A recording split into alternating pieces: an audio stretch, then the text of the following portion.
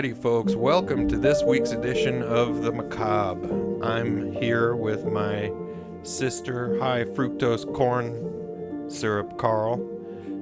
See, there's two C's there. Yeah. So it works. Corn syrup? Yeah, high fructose. Oh, okay. The good stuff. High test. So now you talk. Oh. Thanks for the intro, Sasquatch, Jacob. I wasn't even going to do a J. I know you really like the Bigfoot. Yeah, I'm all about them cryptids. Yeah. So. I want to believe. Anyway, thanks for the intro. I'm Carlee, and that's Jacob. We're your hosts of Macabre Podcast. Yes. This week, we're going to continue on our way for my episodes around the world with my series, My Besties in True Crime Around the World. The lucky little place we're landing on. I'm so excited.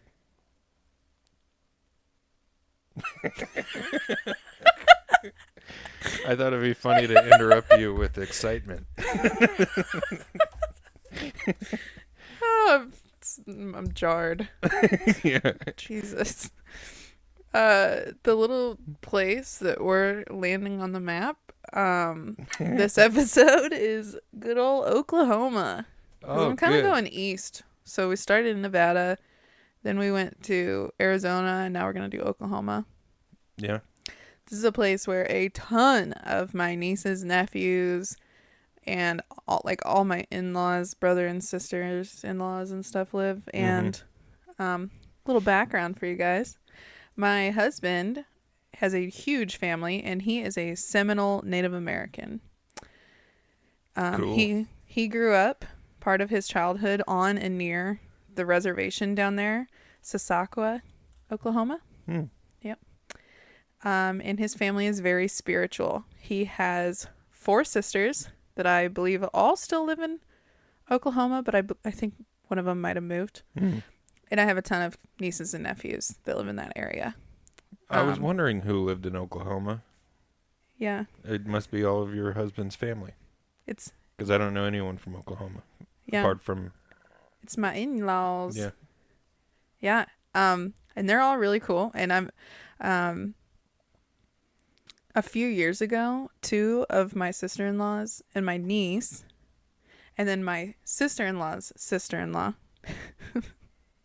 all Isn't that you? No. on the other side, on her husband's Yeah, side. keep hopping away. Yeah. Okay. We went and we got locked in the Jefferson, Missouri State Penitentiary from 8 p.m. to 3 a.m. where we did ghost hunting and did all kind of like experiments, and it was lights out, so there was like no power. It was pitch black. It's like a castle, basically. Wow. It's a really, really old prison. So we did some ghost hunting there, and we all experienced some really spooky stuff. This, not in Oklahoma. You're just No, this telling- was in Missouri. I'm just Okay. telling you a little bit because at the end of my story, I'm going to circle back to some of this information. Yeah. Okay. I think I'm actually going to do a call with my sister-in-law, Abrina, and then her sister-in-law, Lindsay, and my niece, Adeline, and we might have a special episode on our Patreon where we like call them and talk to them, and I can even put some videos from the night we were locked in that prison because cool. we had some spooky stuff happen to us. Sweet. So anyway, You know, that's like my favorite thing is spooky stuff.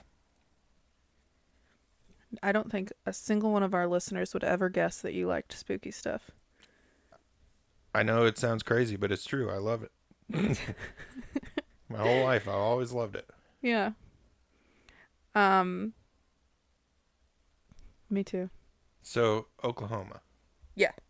So today's episode is going to be about the Oklahoma Girl Scout murders. And then at the end, I'm going to do a special tribute, and I'm going to give you guys a few stories of the local lore of Oklahoma, that we can discuss more about on our socials, and they're pretty interesting. It's a pretty, a lot of Native American heritage down there, and then there's like a lot of lore and spooklies. And there's Route 66, Yeah. which I drove on a little bit in Oklahoma. Yeah. What are you laughing? Because I'm always saying how I went there. No, because there's also a Route 66 here. Well, it's a long route. Yeah. Goes from LA to Chicago. Yep. So, I'm going to go ahead and give a trigger warning for this week's episode because... Sorry. Yep, Route 66. So anyways, here are trigger warnings. It's going to be a bad one. You're not going to get your kicks on this Route 66. Oh. Oh my gosh, I'm sorry. I didn't mean to segue into that. It's just how... Before I start the story, I'd like you guys to know... Now I feel bad saying anything.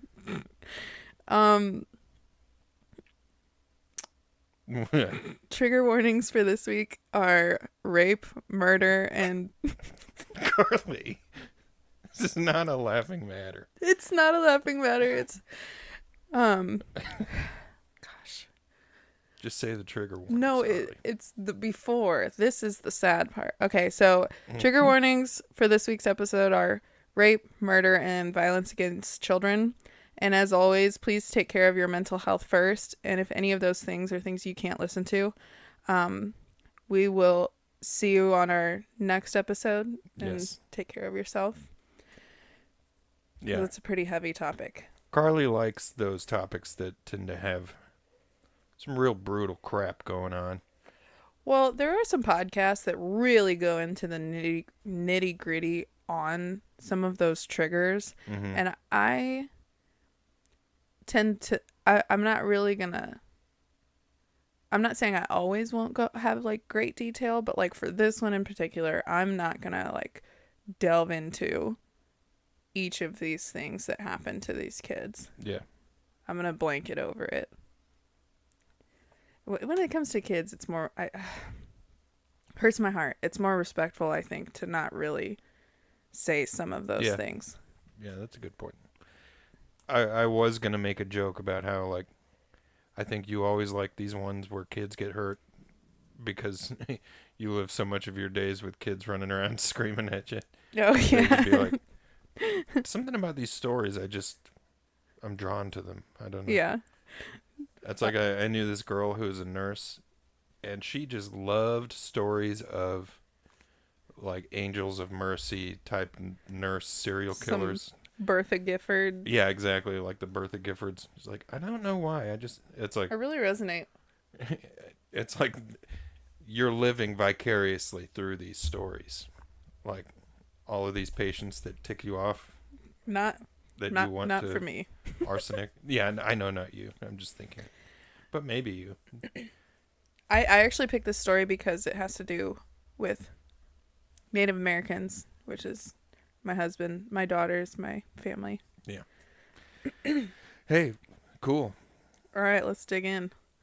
Let's do it. It's a hot summer day at Camp Scott.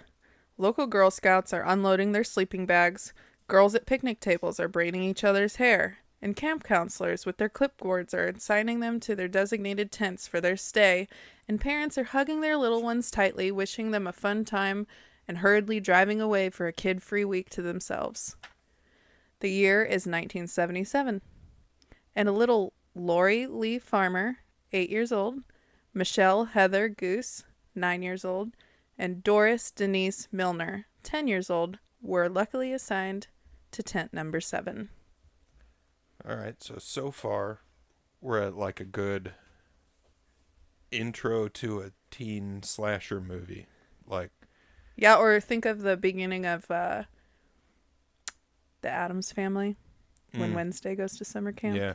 Mm-hmm. It reminds me of that too. Summer camp, it's always a setting for either wholesome childhood memories or scary movies. Not for me. I was a wuss. Every single night by like 10 p.m. I was calling my mom crying, saying to come pick me up. I don't think I stayed the night anywhere until I was older.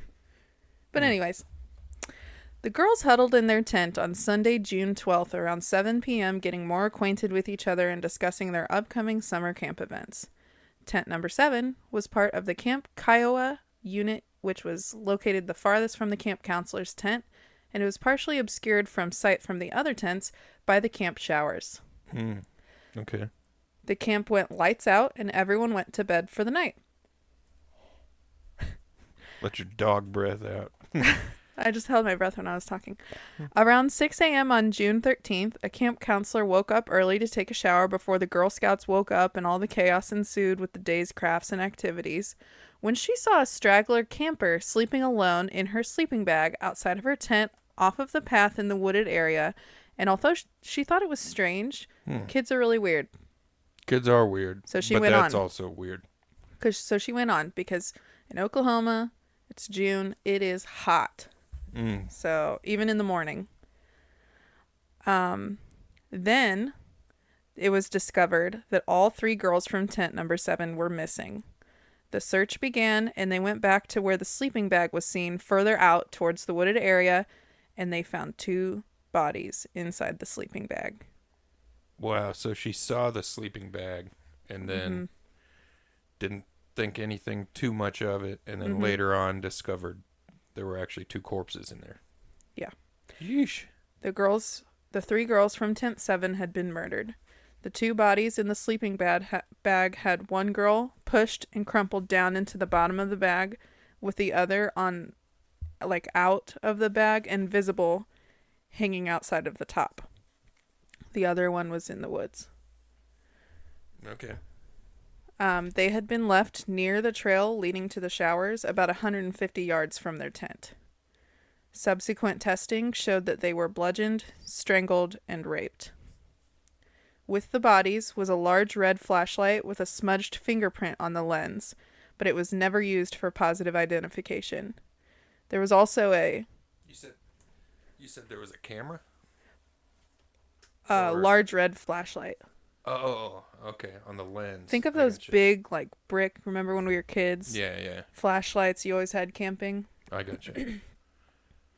So one of those with a smudged fingerprint on the lens was found, but it was not used for identification. Or it couldn't have been used. There was also a size 9.5 shoe print found in the blood in the tent. So there was actually quite a crime scene in the tent. The girls were in the sleeping bags outside of the tent.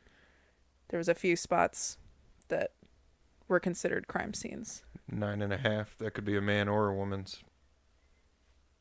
That's pretty small. That's a below average men's shoe print, though, I feel like. Oh, yeah. It would be a small man, I think.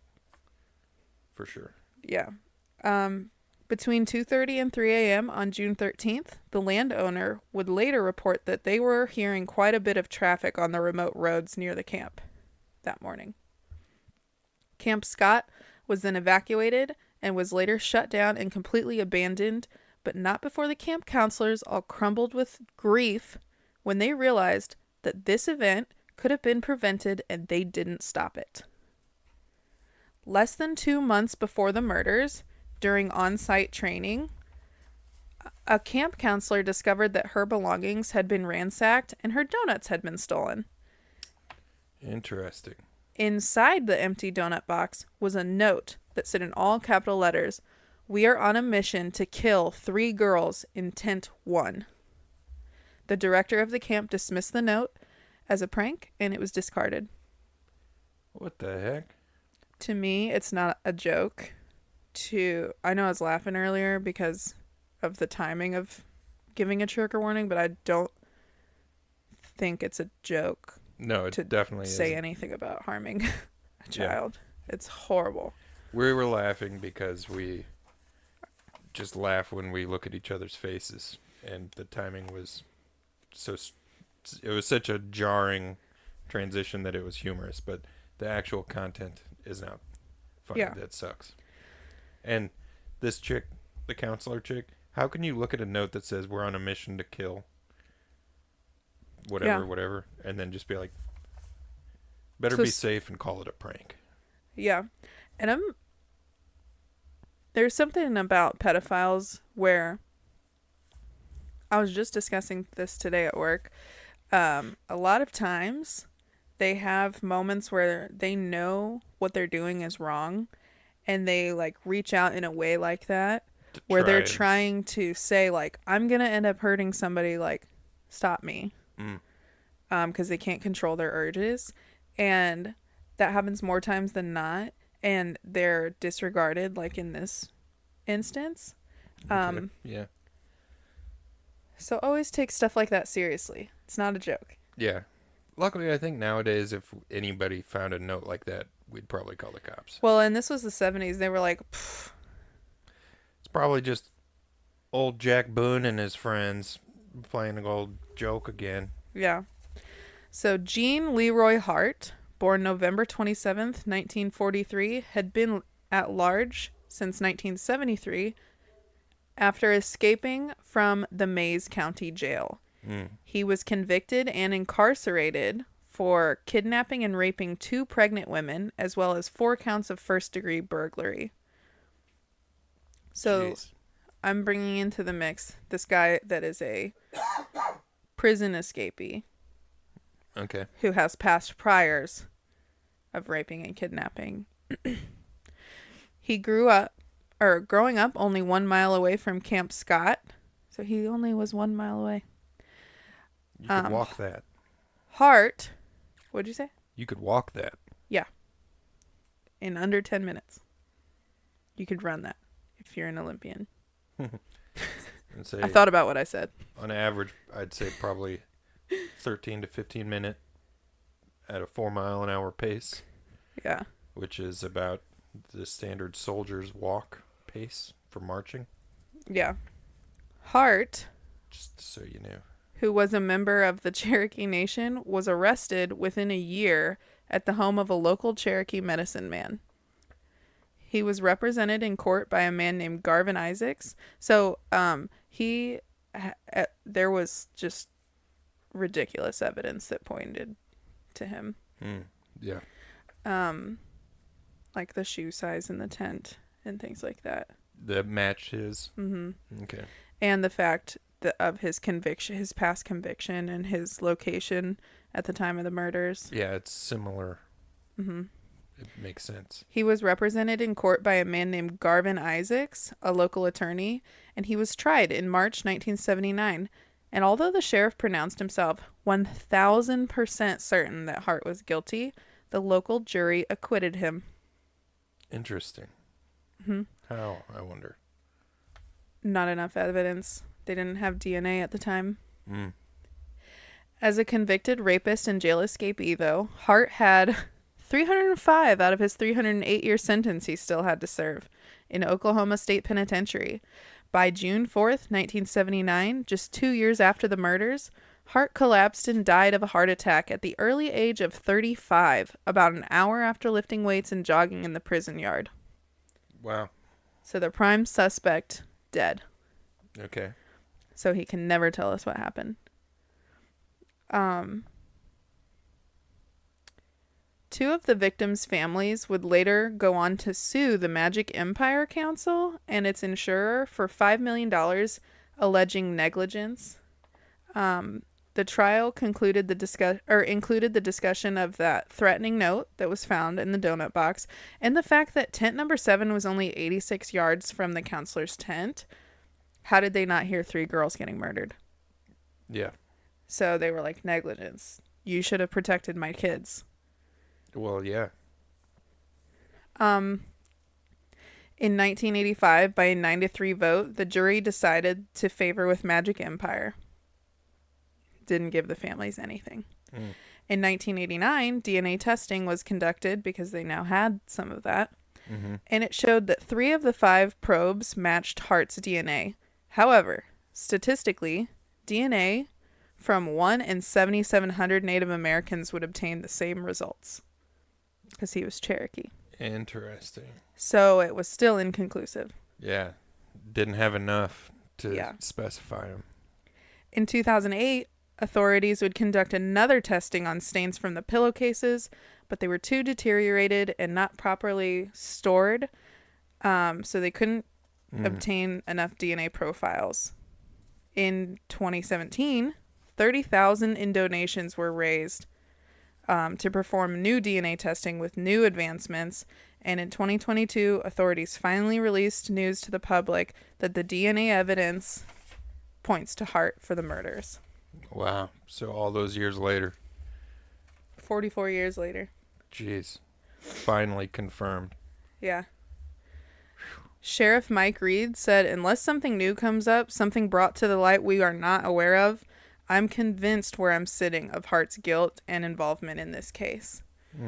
Reed said the results have been known to the testing from the DNA testing since 2019, but they did not go public with the findings until asked to do so by the victims' families. Because they were like, no, tell us. Like, tell people. Tell the world. Like, yeah. The survivors' families went on fighting for their daughters long after they were gone, as they should, as I would.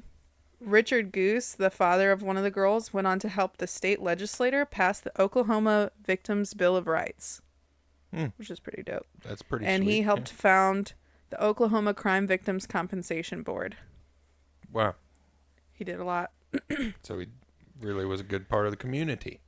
Yeah. Sherry Farmer, another parent of the girls, founded the Oklahoma chapter of the Parents of Murdered Children, a support group. Oof. A Supreme Court case, McGirt v. Oklahoma 2021, determined that crimes involving Cherokee natives on Cherokee lands in Oklahoma fell under tribal rather than state sovereignty, so the new details about the killings are now being investigated by the Cherokee Nation. A writer named Faith Phillips stated that she had also obtained a written confession to the killings from a Cherokee native. Wow. That's not Hart, which as of July 2023 is under new investigation since the FBI never closed the case. Wow. Okay. So now they're saying as of last year, Might not have been Hart.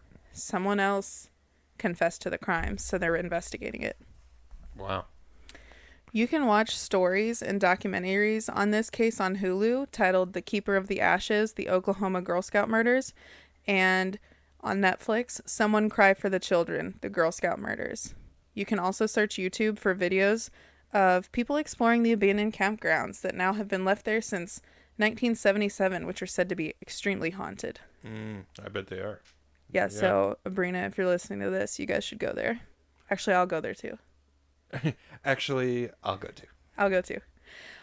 Because they just didn't want to touch it. They thought it was like really bad luck, and they just ended up abandoning it where it's at. Like everything is still there as it was. Yeah. It's actually really creepy. Like That if you sounds look awesome. at a few videos. Yeah. Like where Freddy Krueger was a janitor. Like, Yeah. And Jason's chilling in the lake. yeah, just looking up. Like, waiting. Is it Jason? Yeah, it's Jason. Yeah, from Friday the 13th. Yeah. Yeah. Okay. So, yeah, that's the true crime story. But I also wanted to move on to talk about some really haunted things in Oklahoma, as promised. Yes. Because that was like a really quick story. I didn't want to go too into that one. That's why I gave references to some places you can watch some really interesting takes on it. I think people should go check those out. Yeah, for sure. Well, it's a great segue into what else you're going to talk about, I'm sure. Yeah, so that was an ode to Oklahoma and Native Americans, even though it's not the same tribe. My husband's Seminole, but that's okay, because I'm going to talk about Seminole stuff right now. Okay, sweet. Some Seminole. Moving on to more things haunted in Oklahoma as promised. All right.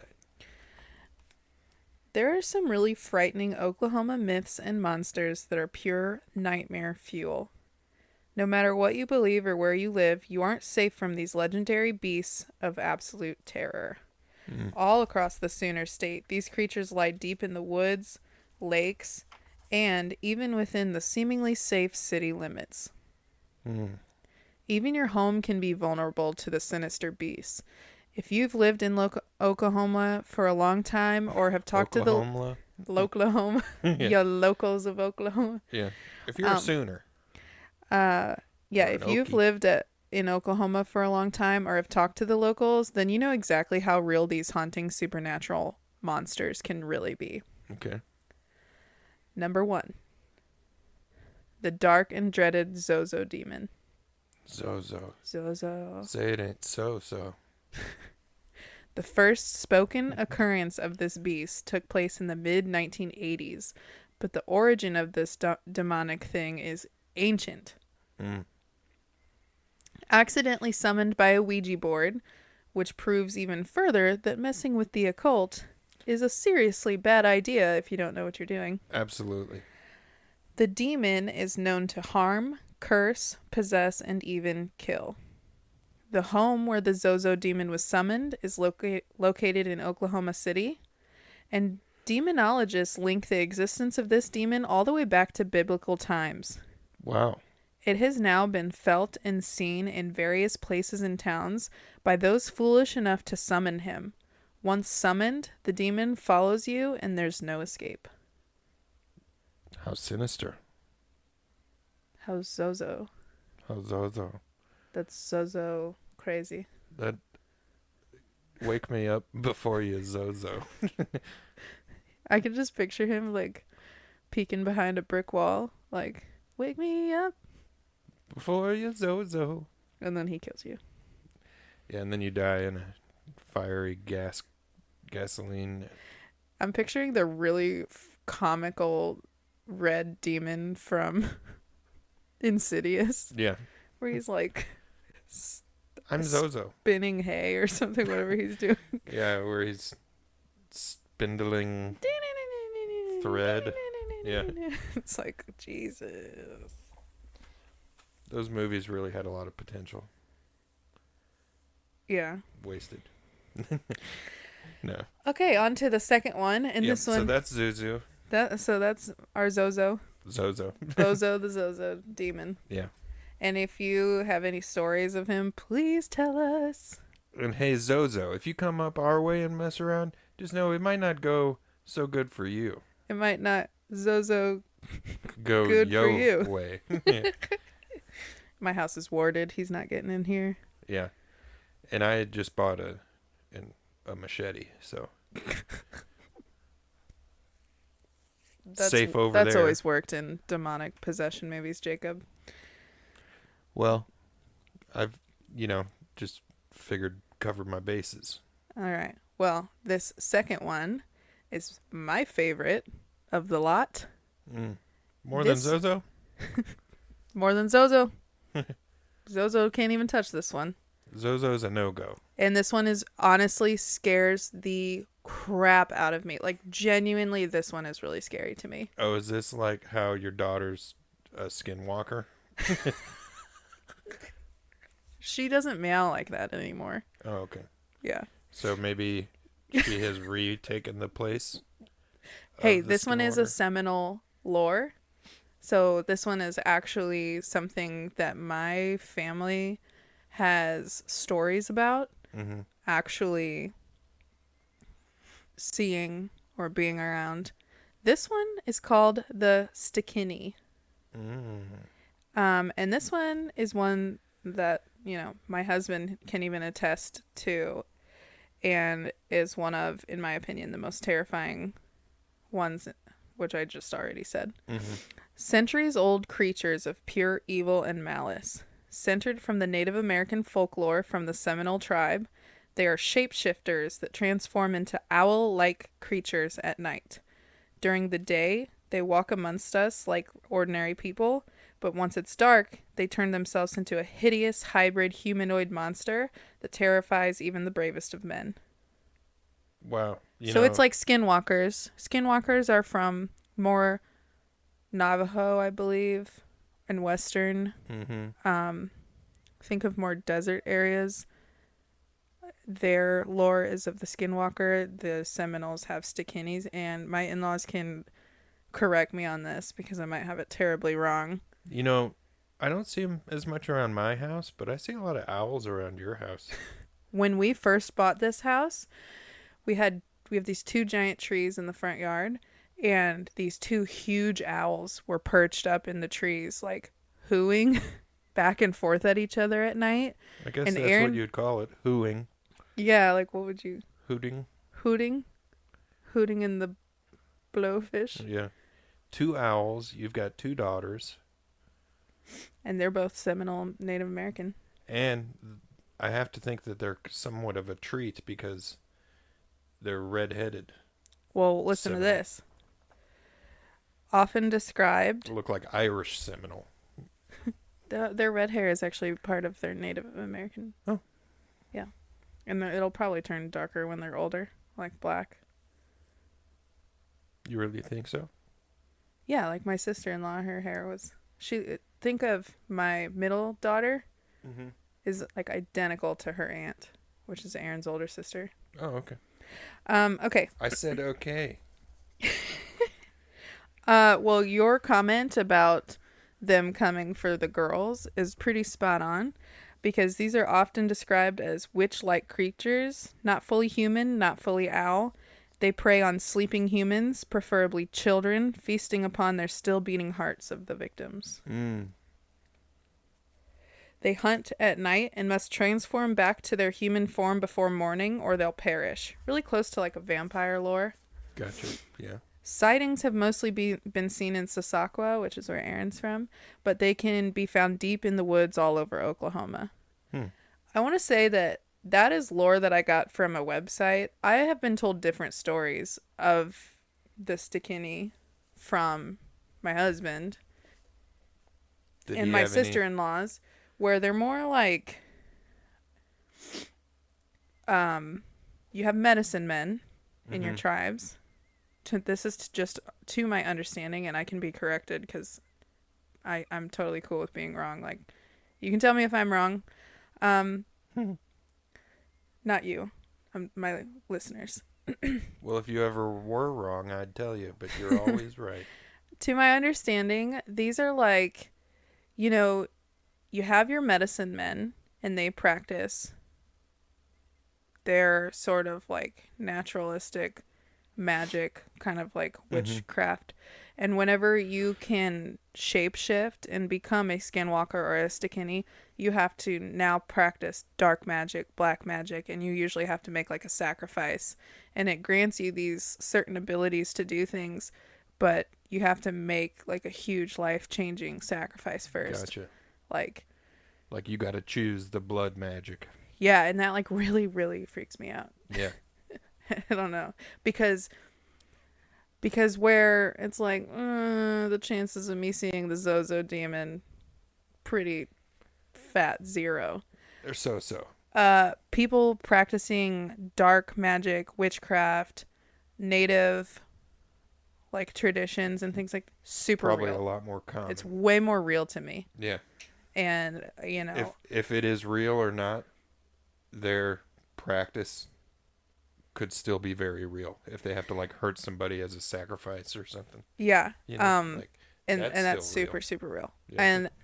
And when we do our special episode for our Patreon, where I actually talk to my sister-in-laws about some of the things that have happened to them, we can tell, my husband can tell the story of what happened to him when he was younger, because they believe that they saw one of these when he was out fishing at night. And I believe that I saw something of a skinwalker type on my way back from my honeymoon, and I will tell that story too, because I was so scared. Yeah. It's crazy. That sounds very fun. It'll be a really good story, so you guys will have to tune into that. Number 3 on our list. This one makes me giggle. The Oklahoma octopus. Ooh, that's landlocked. Yeah. Weird, right? Yeah. Well, for over 200 years now, there have been tales of a freshwater monster that dwells deep in the lakes.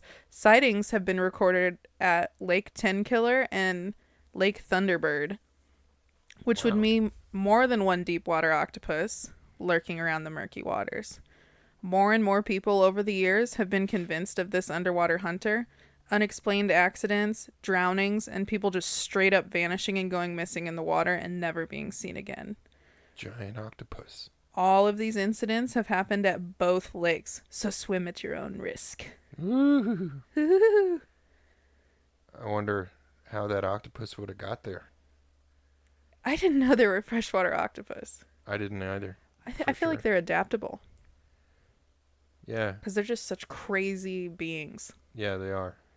Also, never pick up a tentacle even if it's severed from an octopus, because I saw this crazy video where it can still suction to your arm and you have to get it like surgically removed because of how strong the suction can be. And without the brain controlling it, it just like goes full hard. Yeah. Crazy. Yeah. Number 4. This one's really cool, in my opinion. Mm-hmm. The deer woman. She's another Native American origin.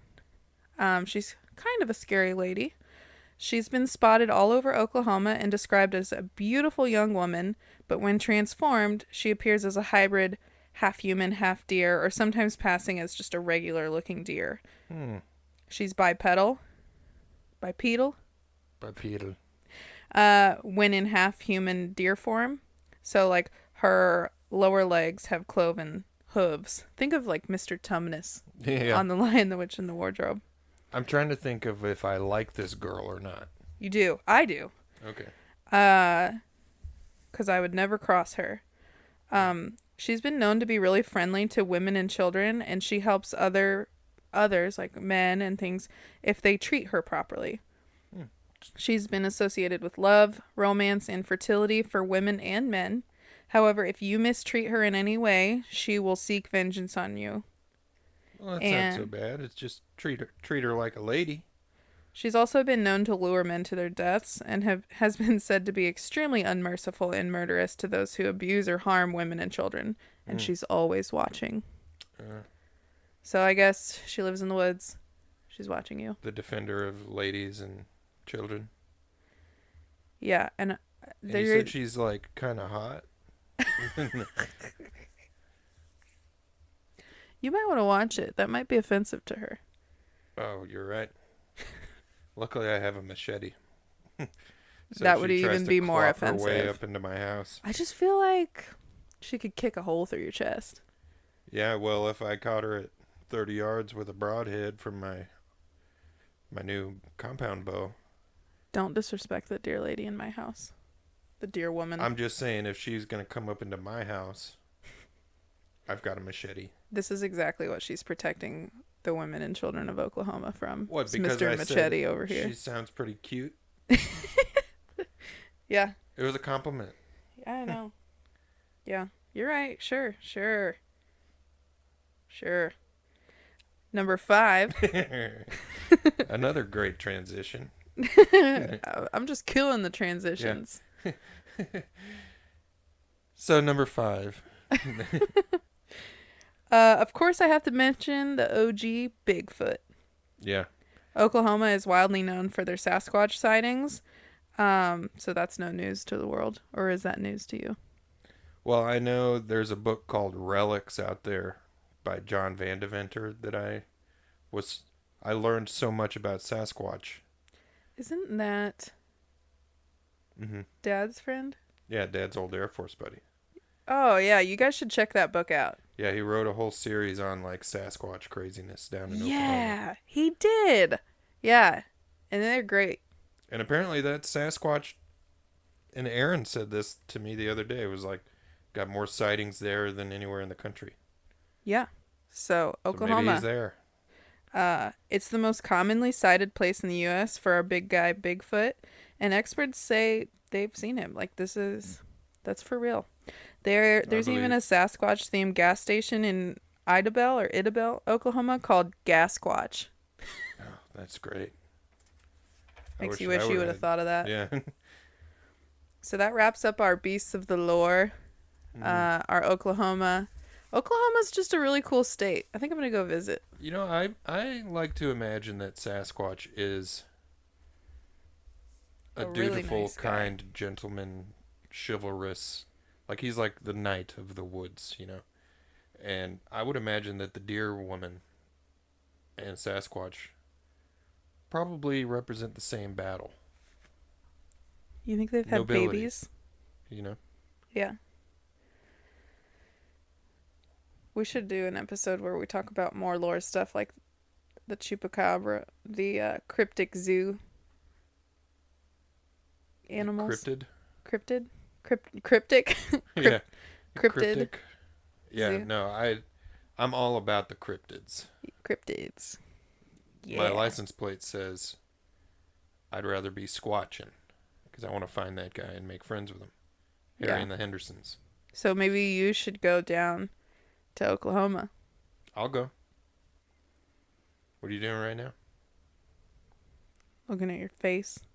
I'm sorry. Yeah. But maybe later. Maybe later we can go down to Idabel at the Gas Squatch. Yeah. If I go, I'm going to go see my family, but I might stop.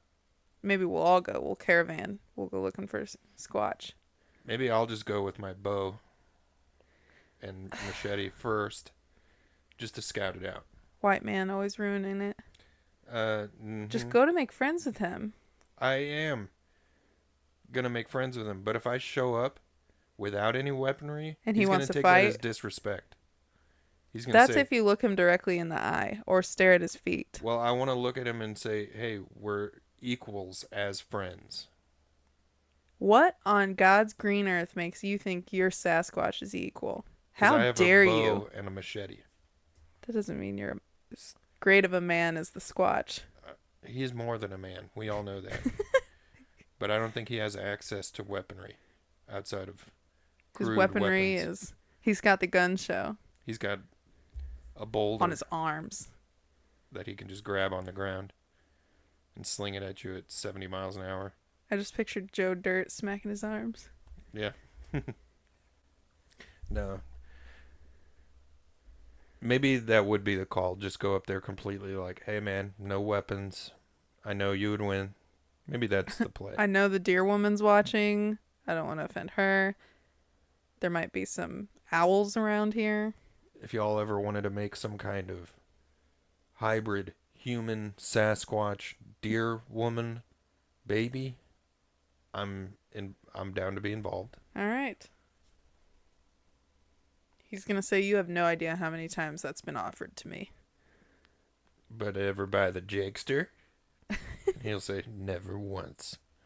Come on in, pal. Wait, did my husband tell you that he's seen Sasquatch? Or he just said that they'd see it in Oklahoma?